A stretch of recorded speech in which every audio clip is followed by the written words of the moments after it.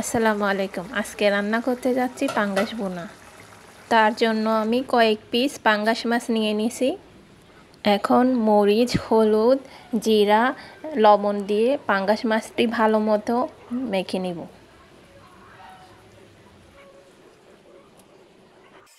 Fry প্যানে তেল দিয়ে তেল গরম করে নিব। তেল গরম হয়ে আসলে একে একে মাছগুলো দিয়ে দিব।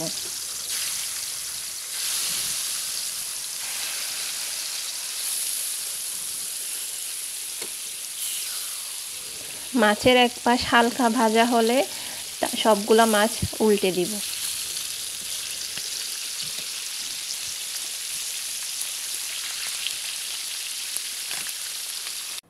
মাছ ভুনার জন্য কড়াইতে তেল দিয়ে দিব।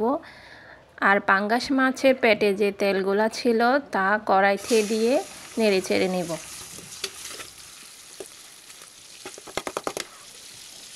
মাছের তেল ভালো মতো গলে গেলে তাতে আমরা কেটে রাখা পরিমাণ মতো পেঁয়াজ দিয়ে দিব।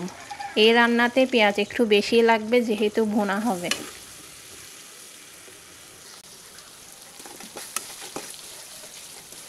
পেঁয়াজ একটু নরম হয়ে আসলে তাতে কেটে রাখা কাঁচামরিচ, টমেটো দিয়ে দিব।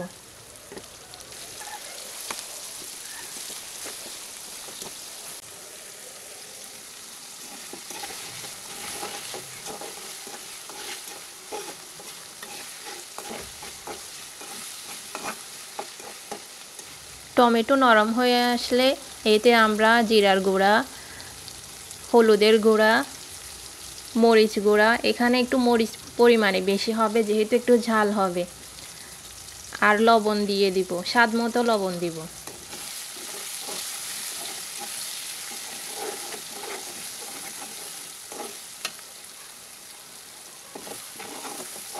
মশলাগুলা ভালো মতো কষিয়ে আসলে তাতে আমরা একে একে মাছের টুকরাগুলা দিয়ে দিব।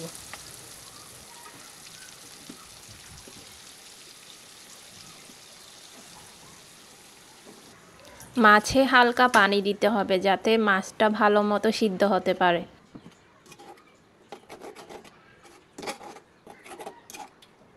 এখন মাছটা অল্প কিছুক্ষণের জন্য ঢাকা দিয়ে রাখবো।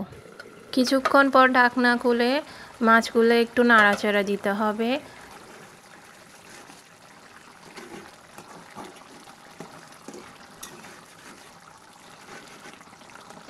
এরপর আবার ঢাকনা দিয়ে অল্প কিছুক্ষণ রাখতে হবে।